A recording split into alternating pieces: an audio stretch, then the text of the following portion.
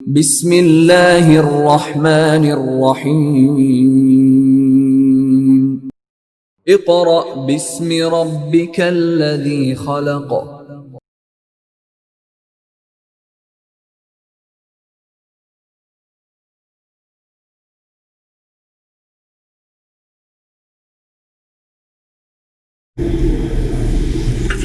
اعوذ باللہ من الشیطان الرجیم بسم اللہ الرحمن الرحیم رب اشرح لی صدری ویسر لی امری واحلل عقدۃ من لسانی یفقہوا قولی رب زدنی علما رب زدنی علما رب زدنی علما۔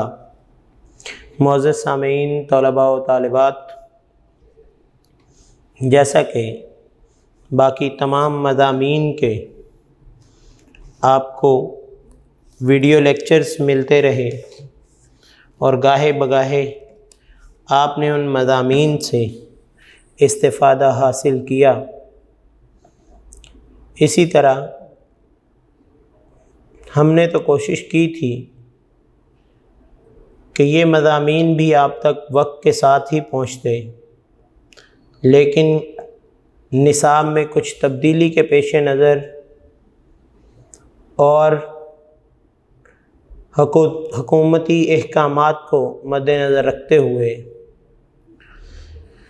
مطالعہ پاکستان کے علوم میں کچھ تاخیر ہوئی، لیکن اس تاخیر کے بعد فیصلہ یہ ہوا کہ آپ کی جو نئی بک مطالعہ پاکستان 9th کلاس کی آ چکی ہے، اس کے تحت آپ کو کچھ ویڈیوز بھیج دی جائیں۔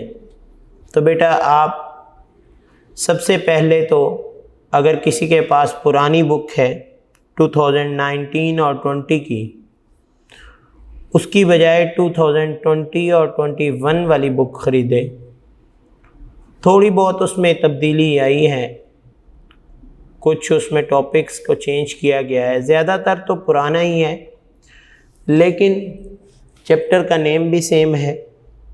اس کے باوجود اس میں جو تبدیلیاں آئی ہیں، اس وجہ سے آپ کو یہ بات جو ہے وہ ذہن نشین کروائی جا رہی ہے کہ آپ نئی بک پرچیز کریں۔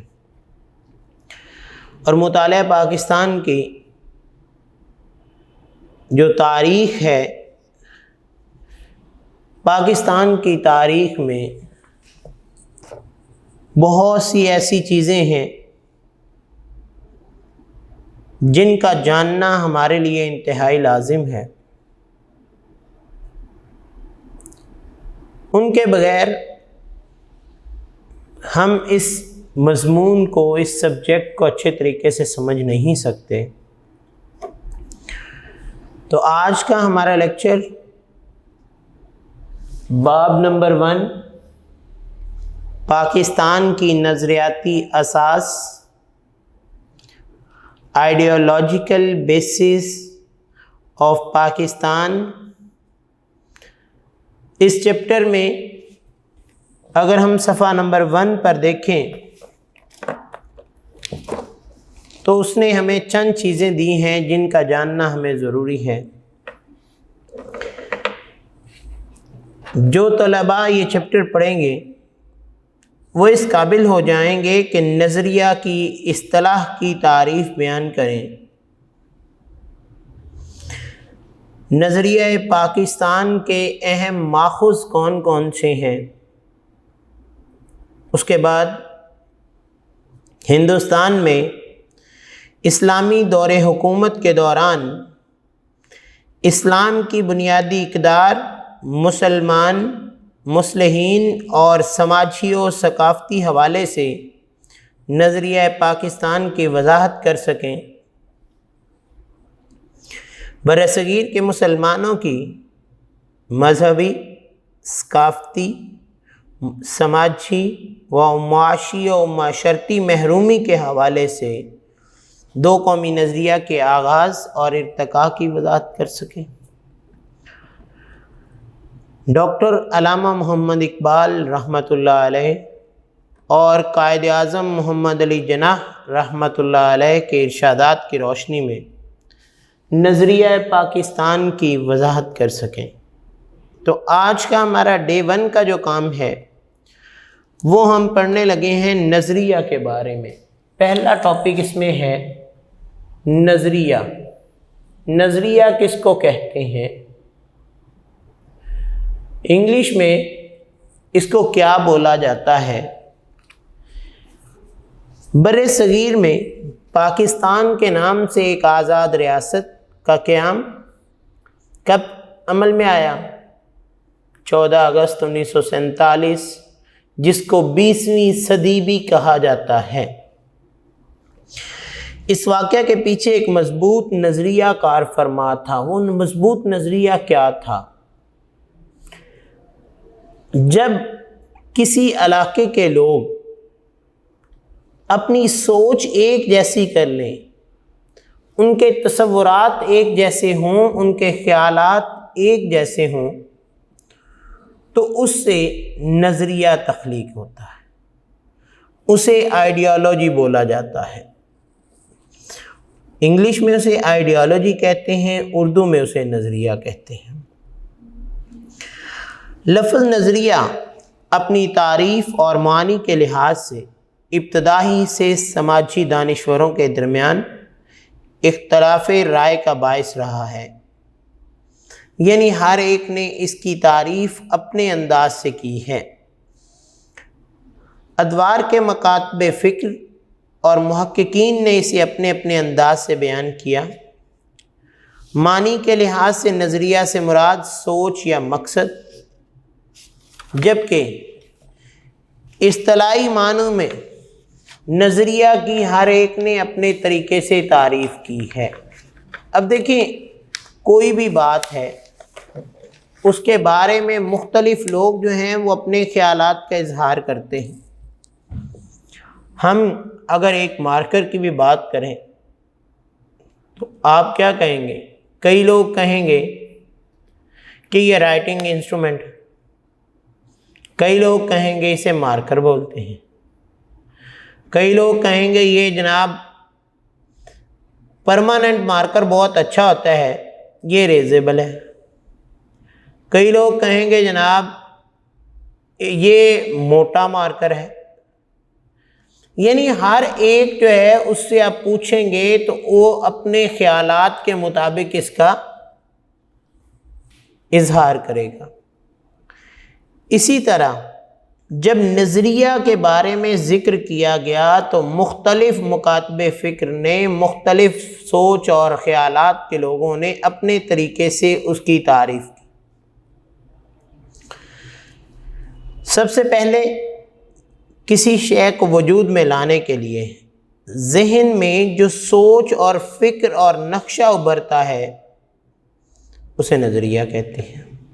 یعنی کوئی چیز بنانی ہے، اس کے بارے میں آپ پہلے خیال کرتے ہیں، ایسا ہوگا، اس میں یہ چیزیں ہوگی، یہ چیزیں اس میں ایڈ کی جائیں گی تو اس میں مزید اضافہ ہو جائے گا۔ تو یہ کیا ہے؟ یہ اس چیز کے بارے میں نظریہ ہے۔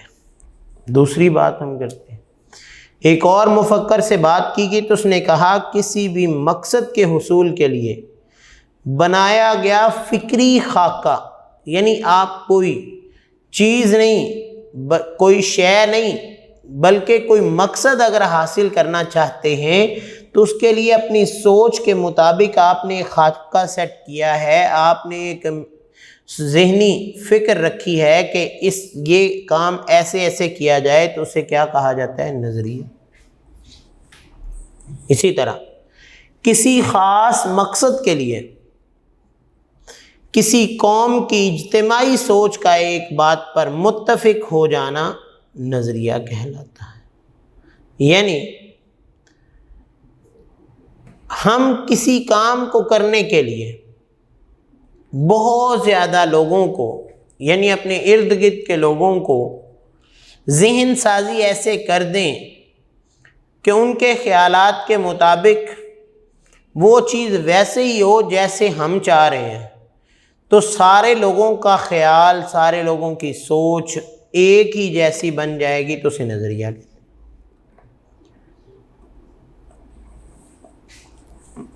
کسی خاص مقصد کے لیے کسی قوم کی اجتماعی سوچ، یعنی مل کر، اس کے بعد ایسی بات جو لوگوں کو متحد کر کے اس کے حصول کی کوشش پر آمادہ کرے، نظریہ کہلاتی ہے۔ یعنی کوئی بات جس پر لوگ ایک خاص مقصد کے لیے متحد ہو جائیں، اکٹھے ہو جائیں، تو اسے کیا کہتے ہیں؟ نظریہ۔ اب نظریہ سے مراد ایسا ضابطہ یا پروگرام جس کی بنیاد فلسفہ و تفکر پر رکھی جائے۔ اب اس میں کیا ہے جو اس کی تعریف کی جائے، اس میں دو چیزیں، ایک کیا ہے؟ فلسفہ، دوسری چیز کیا ہے؟ تفکر۔ یعنی اگر دو چیزیں آپس میں ملیں اور انسان اس میں اپنے مختلف پہلوؤں کو لے کر آئے اور انہی دو چیزوں پر متفق کر دے تو اسے نظریہ کہتے ہیں۔ یعنی نظریہ سے مراد ضابطہ یا پروگرام جس کی بنیاد فلسفہ و تفکر پر رکھی گئی ہو اور انسانی زندگی کے مختلف پہلوؤں مثلاً سیاسی، معاشرتی اور تہذیبی مسائل کے حل کے لیے کوئی لائحہ عمل بنایا گیا ہو تو اسے نظریہ کہتے ہیں۔ اب یہ نظریے کی ہمیں سمجھ آ گئی کہ نظریہ کس کو کہا جاتا ہے؟ کسی بھی شے کو وجود میں لانے کے لیے ذہن میں جو سوچ اور فکر اور نقشہ ابھرتا ہے، نظریہ کہلاتا ہے۔ کسی مقصد کے حصول کے لیے بنایا گیا فکری خاکہ جو ہے اسے نظریہ کہتے ہیں۔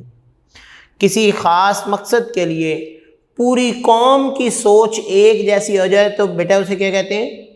نظریہ۔ ایسی بات جو لوگوں کو آپس میں اکٹھا کر دے، جس پہ سارے لوگ متفق ہو جائیں، وہ کیا کہلاتی ہے؟ نظریہ۔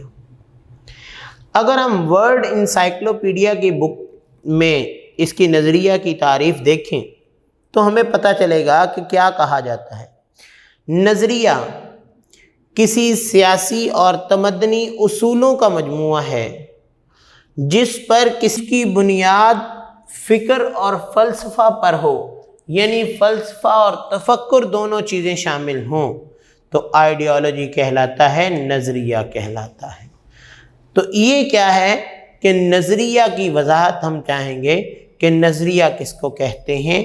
اس کی ہمارے پاس تقریباً میں نے 6 تعریفیں کی ہیں، 4 آپ کی بک میں شامل ہیں اور 2 مزید تعریفیں میں نے آپ کو بتائی، ایک ورلڈ انسائکلوپیڈیا کی اور ایک ڈاکٹر جارج پراس کی۔ تو آپ ان 6 میں سے کوئی بھی 3 یاد کر لیں گے یا 4 یاد کر لیں گے تو آپ کے لیے کافی ہوں گی کہ آپ وضاحت کر دیں نظریہ کس کو کہتے ہیں۔ لہذا اگر ہمیں نظریہ کی بات سمجھ آ گئی کہ نظریہ آئیڈیالوجی کو بولا جاتا ہے، تصور کو بولا جاتا ہے، خیال کو بولا جاتا ہے، ایسا خیال جس میں سوچ اور فکر اور اس کے ساتھ ساتھ فلسفہ ہو، تو وہ کیا بن جاتا ہے؟ نظریہ۔ اگر ایک بندے کی سوچ ہوگی تو اس کو ہم نظریہ نہیں کہتے، بلکہ اس میں ایک پوری قوم اگر شامل ہو جائے گی تو اسے ہم کیا کہتے ہیں؟ نظریہ۔ اب نظریہ نکلتا کن کن چیزوں سے ہے، یعنی اس کے ماخذ کون کون سے ہیں، کس وجہ سے یہ وجود میں آتا ہے، تو ہم کیا کہیں گے؟ نظریہ کے ماخذ۔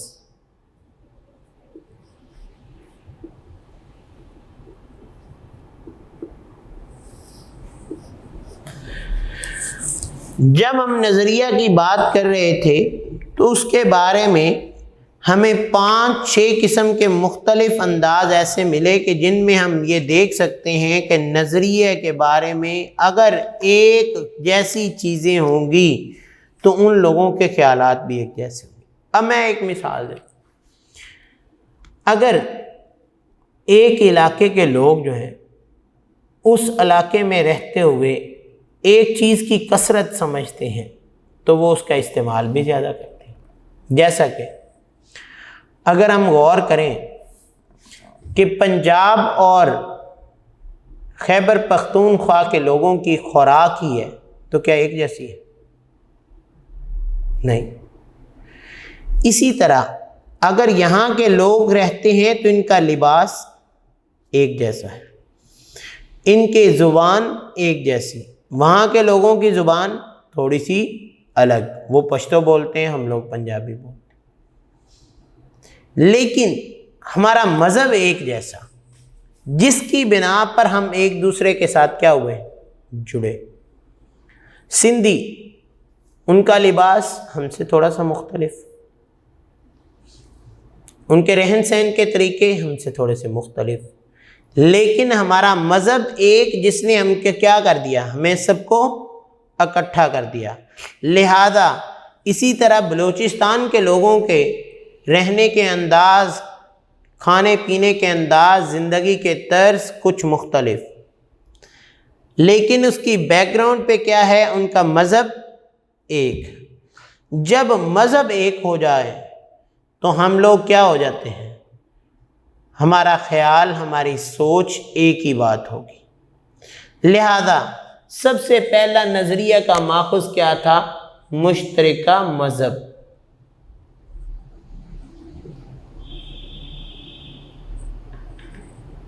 کیا تھا، مشترکہ مذہب، کہ اگر یہ تمام لوگ جو مختلف علاقوں میں رہتے ہیں، یہ صرف عبادات پر غور نہیں کہ ہر کوئی نماز پڑھ لے، بلکہ کیا ہے کہ معاشرتی زندگی پر بھی غور کرتے ہوئے تمام مسلمانوں کی ایک ہی جیسی سوچ ہو جائے گی، تو اسے مشترکہ مذہب کے طور پر ہم نظریہ کہیں گے۔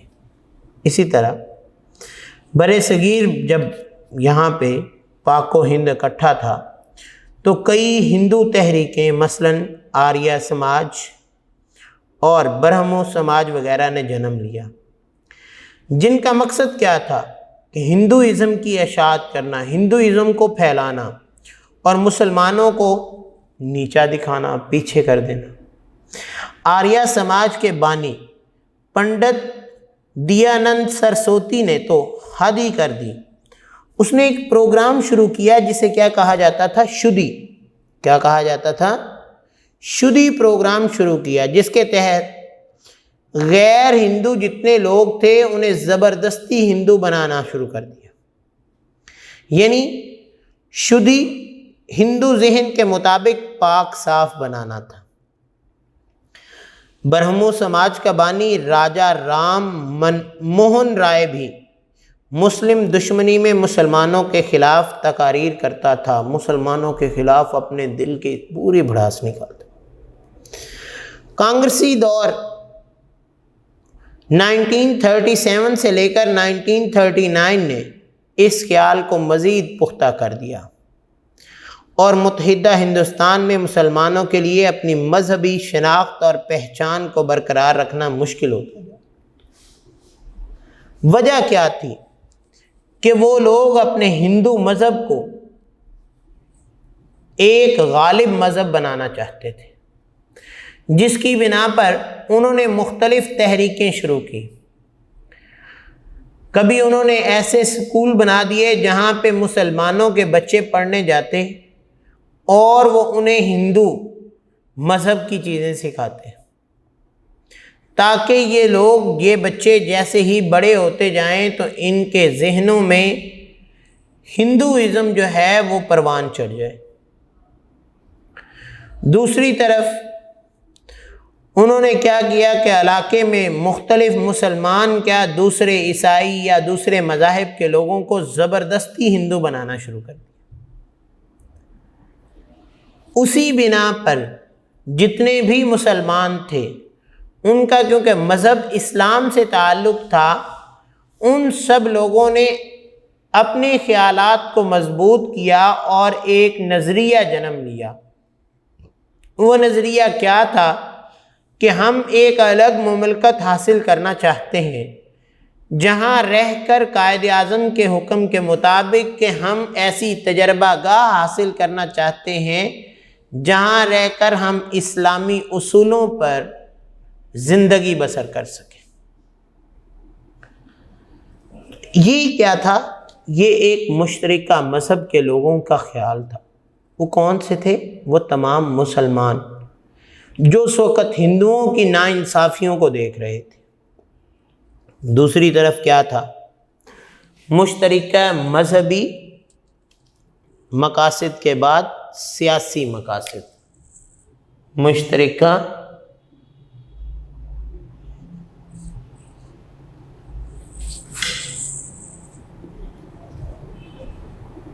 سیاسی مقاصد۔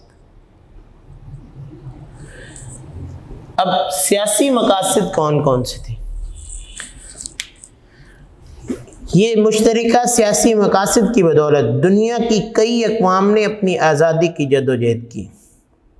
انگریزوں کی آمد سے بر صغیر پاک و ہند میں جمہوریت کا تصور ابھرا، یعنی عوام کی حکومت عوام کے نمائندوں کے ذریعے، حکومتی نمائندوں کا انتخاب ووٹ کے ذریعے عمل میں آنا تھا کہ جتنے کوئی ووٹ زیادہ حاصل کر لے گا حکومت میں وہ اتنا مضبوط۔ آبادی کے لحاظ سے مسلمان بر صغیر پاک و ہند میں اقلیت میں تھے، بڑی تھوڑی تعداد میں تھے، یعنی چند علاقے ایسے تھے جہاں پہ مسلمانوں کی آبادیاں موجود تھیں، لہذا حکومت میں مسلمانوں کا حصہ بھی اتنا سا تھوڑا سا تھا۔ سیاسی نظام نے جو شعور دیا اس کی وجہ سے مسلمانوں کا تشخص ابھرنے لگا۔ اب اس سیاسی نظام کو دیکھتے ہوئے مسلمانوں نے اپنے سیاسی مقاصد کو اجاگر کرنا شروع کیا۔ جب حکومت میں بیٹھنے کے لیے اگر آپ کا ایک بھی نمائندہ ہو تو بولنے کی اجازت تو اس کو بھی ہوتی ہے، تو وہاں پہ مسلمانوں کی ایک خاص پرسنٹیج کے طور پر مسلمانوں کی گورنمنٹ میں نمائندگی ظاہر ہونے لگی، تو مسلمانوں نے اپنے مطالبات کو بڑھانا شروع کیا۔ اسی طرح ان کے سیاسی مقاصد جب ابھرے تو مسلمان پہلے سے مضبوط قوم بنتے گئے، اور وہ کتنے مضبوط بن گئے کہ مسلمانوں نے اپنے خیالات کا اظہار کرنا شروع کر دیا کہ ہم ایک قوم ہیں، لہذا ہمیں اپنی قومی زندگی کی بقا کے لیے آزادی حاصل کرنے کی کوشش کرنی چاہیے، اور اگر ہم اس آزادی کے لیے تھوڑی سی محنت کر لیں گے تو ایک مضبوط قوم کا روپ دھار سکیں گے۔ اب یہ کیا تھا؟ یہ ان کا سیاسی مقصد، جس کی بنا پر مسلمان جو ہیں وہ پہلے سے زیادہ مضبوط ہوتے گئے۔ تیسرا مقصد مشترکہ تعلیمی مقاصد۔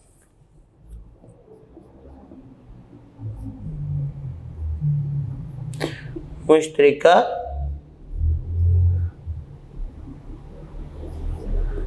تعلیمی مقاصد۔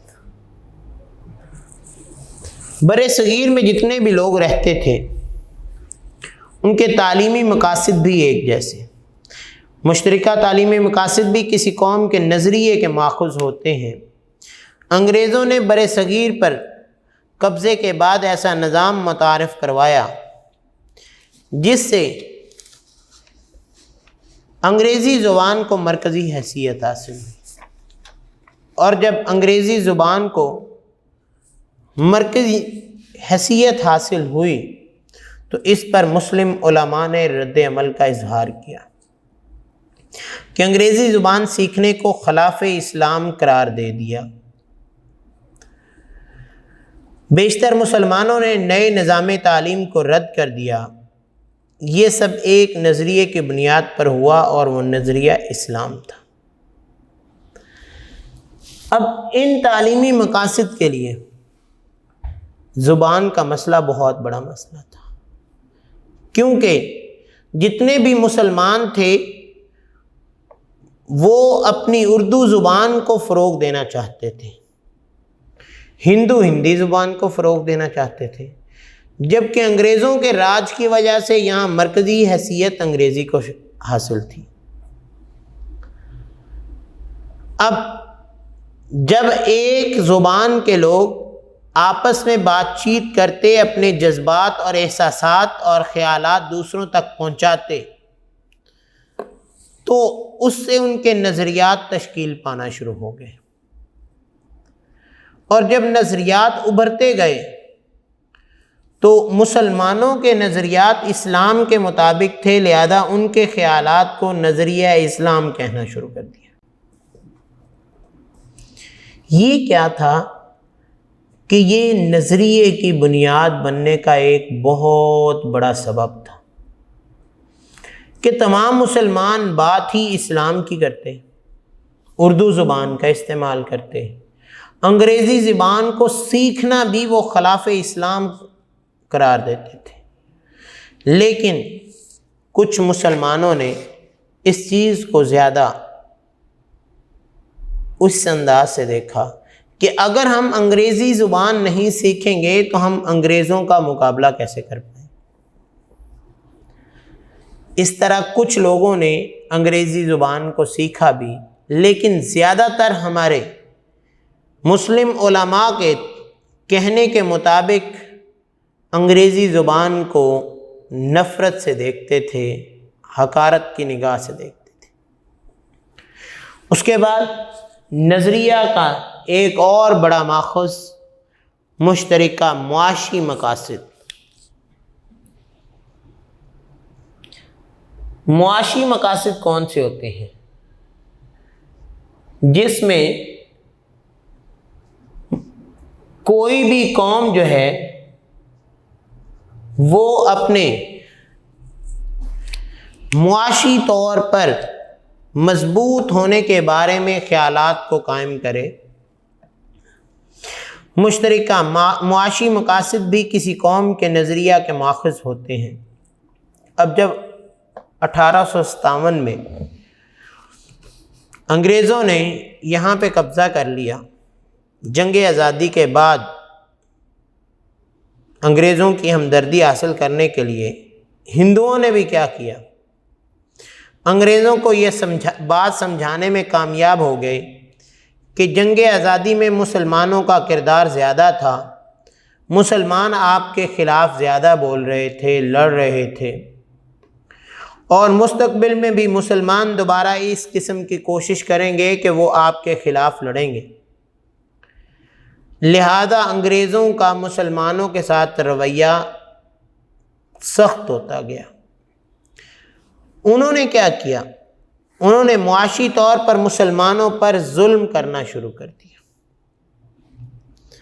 جب ظلم کرنا شروع کر دیا تو مسلمانوں کو حکومتی طور پر نظر انداز کرنے کے ساتھ ساتھ ان کے کاروبار بھی بند کروا دیے، ان کے تجارت کے جو مواقع تھے ان کو بھی ختم کر دیا، اور بعض اوقات تو ان کو ان کی ملازمتوں سے بھی فارغ کر دیا۔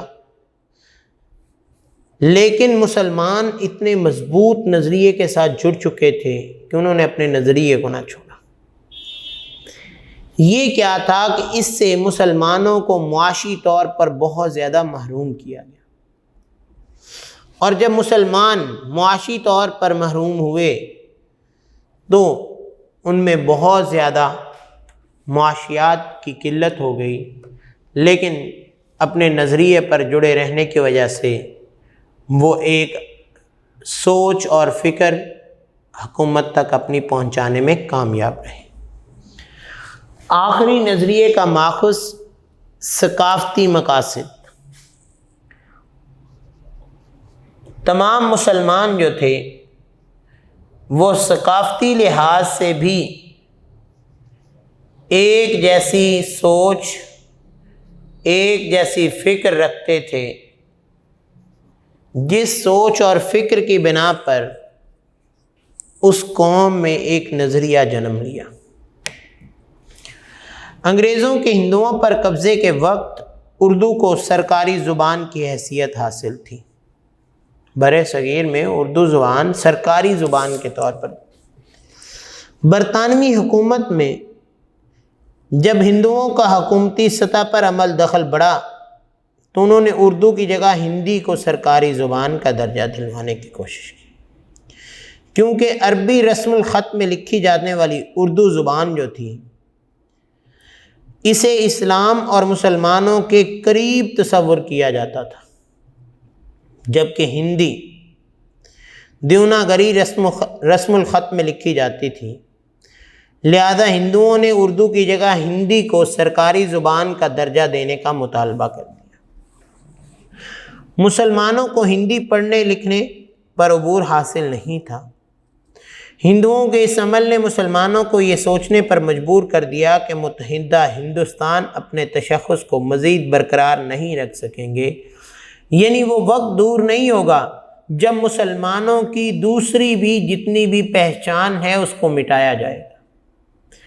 لہذا اس کے لیے بہتر یہی ہے کہ مسلمان ایک الگ وطن کا مطالبہ کریں، جہاں رہ کر وہ پاکستان کے اس خطے میں رہ کر اردو زبان کو سرکاری زبان اور اپنے علوم و فنون کو اردو زبان میں منتقل کریں، اور اپنے ایک دوسرے سے تعلقات جو ہیں، اپنے احساسات اور اپنے خیالات اردو زبان میں شیئر کریں، تاکہ مسلمان ایک مضبوط قوم بن سکے۔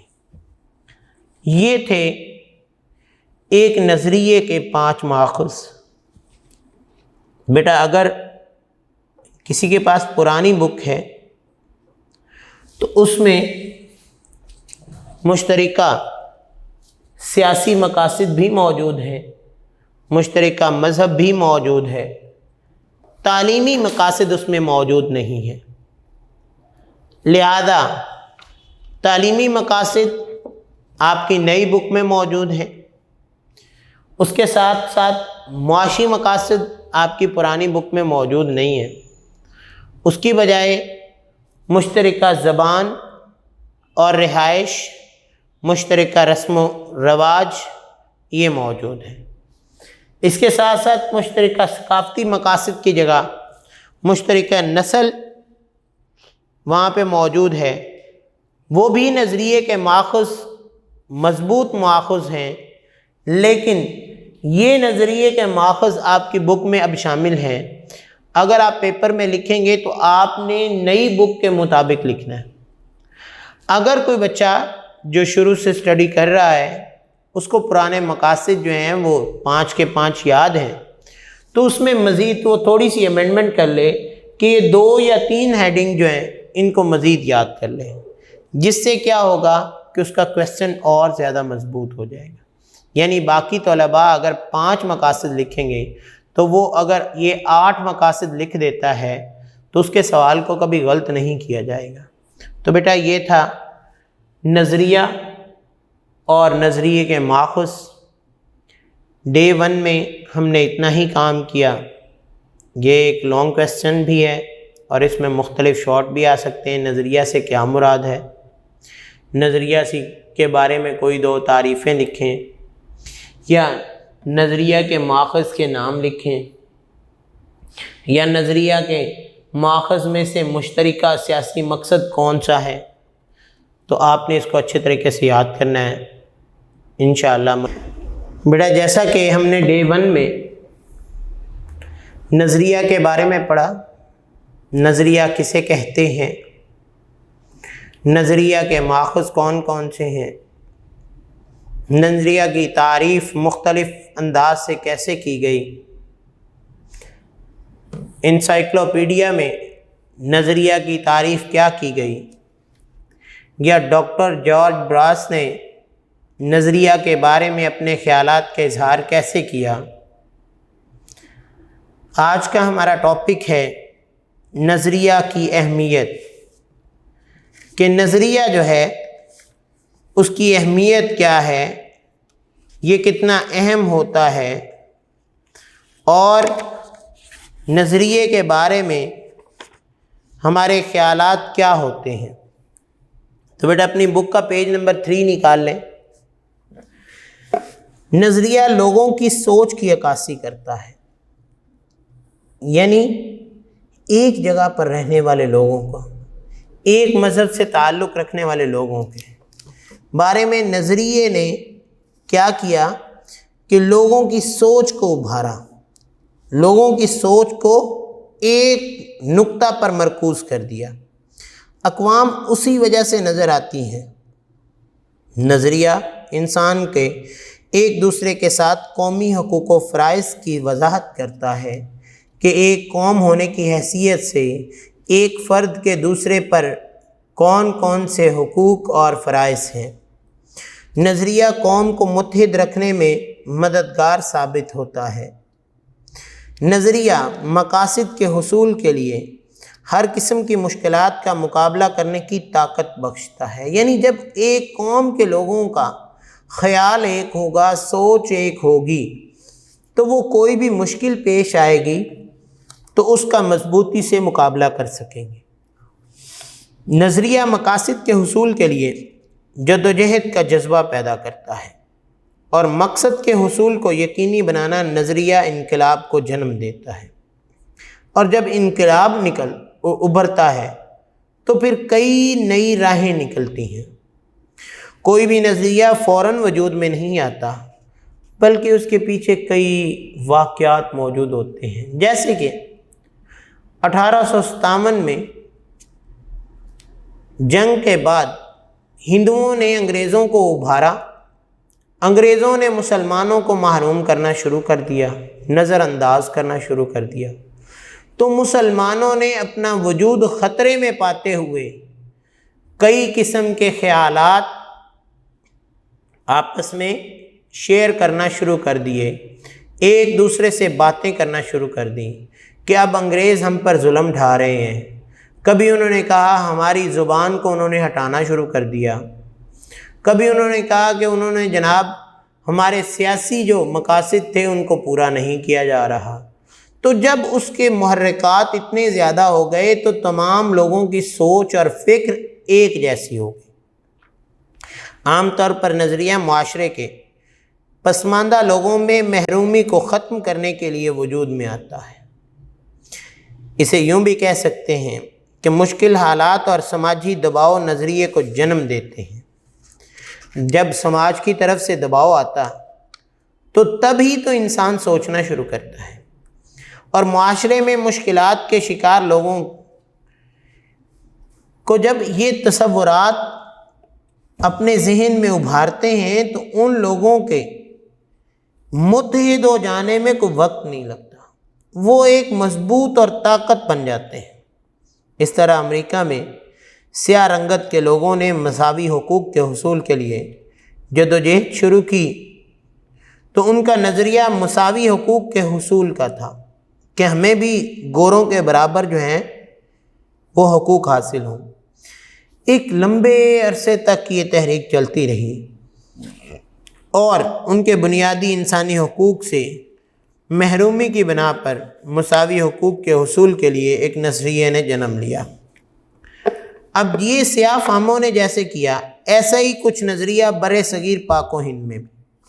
مسلمانوں نے سیاسی اور سماجی حقوق کے حصول کے لیے جب جدوجہد کرنا شروع کی، محنت کرنا شروع کی، تو اس وقت انگریزوں اور ہندوؤں نے ظالمانہ رویہ اختیار کیا، جس نے مسلمانوں کے اندر آزادی کی لہر پیدا کر دی۔ یعنی بجائے اس کے کہ وہ مسلمانوں کے ساتھ اچھا برتاؤ کرتے، اچھا سلوک کرتے اور مسلمان اپنے حقوق حاصل کر کے وہیں پہ ہی رہنا شروع کر دیتے، انہوں نے جب ظالمانہ روش اختیار کی تو مسلمانوں نے کہا ہم بھی ایک قوم ہیں، اور تمام مسلمان ایک دوسرے کے ساتھ اپنے درد اور دکھ بانٹنا شروع ہوئے، ان کے نظریات اور خیالات ایک ہو گئے، تو انہوں نے یہ نعرہ لگا دیا کہ ہمیں ایک علیحدہ وطن حاصل کرنا ہے جس میں رہ کر ہم آزادانہ طور پر اپنی زندگی گزاریں۔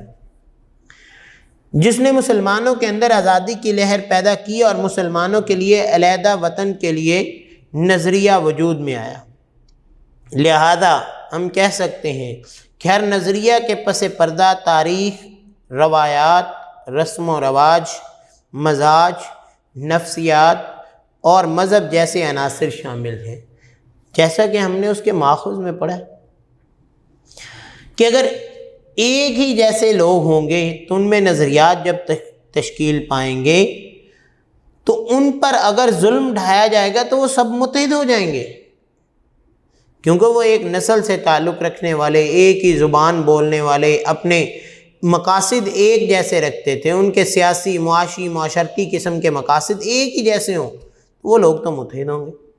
لہذا یہی عناصر کسی بھی نظریے کی اہمیت کو اجاگر کرتے ہیں کہ انسان ایک مقصد کے تحت دنیا میں آیا، اور اگر اسے اس مقصد میں کامیابی سے امکنار ہونا ہو تو وہ کیا کرتا ہے؟ وہ نظریات کے مطابق، خیالات کے مطابق کسی بھی چیز کو پورا کرنے کے لیے اپنا ایک تصور ایسا قائم کرتا ہے جس سے وہ اپنی منزل مقصود تک پہنچ جائے۔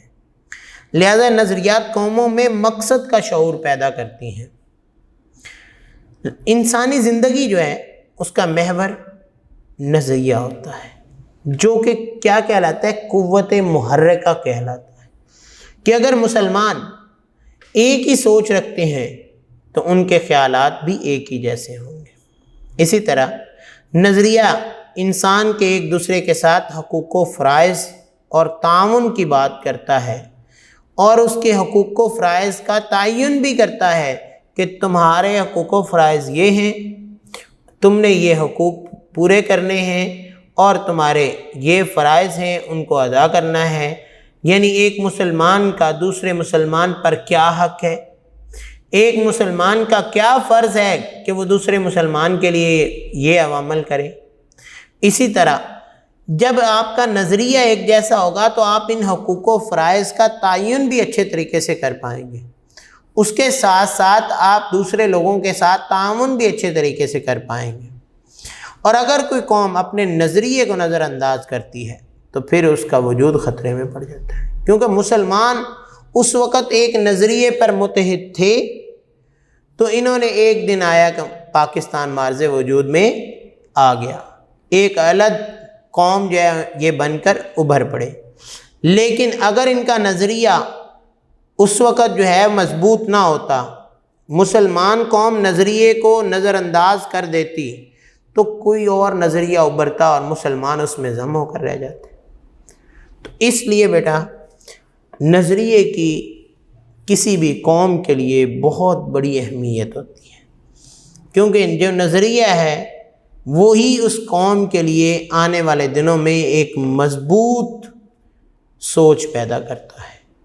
کیونکہ انسان کوئی بھی کام کرتا ہے تو اگر اس میں مشکلات آئیں تو انسان صرف اتنا سوچ لے کہ میں نے یہ کام کرنا شروع کس لیے کیا تھا، اس وقت میرا خیال کیا تھا، میرا تصور کیا تھا، اور میرا مقصد کیا تھا اس کو کرنے کا، تو انسان دوبارہ سے تازہ دم ہو جاتا ہے۔ لیکن اگر بنا مقصد کے آپ کوئی کام کریں گے تو آپ اس میں کبھی بھی کامیاب نہیں ہو پائیں گے۔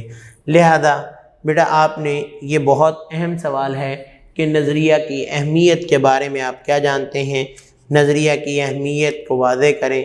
تو آپ کے یہ لانگ کوسچنز میں بھی آتا ہے، شارٹ میں بھی پوچھا جا سکتا ہے، تو آپ نے اس کو غور سے پڑھنا ہے۔ انشاءاللہ کسی قسم کی کوئی بھی پرابلم آئے گی تو ہم حاضر ہیں، آپ ہم سے رابطہ کر سکتے ہیں، ہم آپ کو جو ہے وہ اس میں کسی بھی قسم کی پرابلم کو حل کرنے میں مدد دے سکتے ہیں۔ آپ لوگوں نے تھوڑا سا بس یہ ہے کہ وقت کے ساتھ اپنے لیکچرز کو سنیں، اس کے ساتھ ساتھ ایکسرسائز میں جو آپ لوگوں کو سوالات دیے گئے ہیں کہ نظریہ کی تعریف کریں، لانگ سوال میں ہے نظریہ کے ماخذ اور اہمیت واضح کریں، تو ان کو آپ نے اسی انداز سے، آپ کا لانگ کوسچن ہے، آپ نے لکھ دینا ہے کوسچن نمبر 1، نظریہ سے کیا مراد ہے، نظریے کے ماخذ اور اہمیت بیان کریں۔ تو آپ کا پہلا سوال 2 دنوں میں کمپلیٹ ہوا، آپ نے بیٹا اس کو دھیان سے یاد کرنا ہے۔ انشاءاللہ ملاقات ہوگی اگلے لیکچر میں۔ اللہ حافظ۔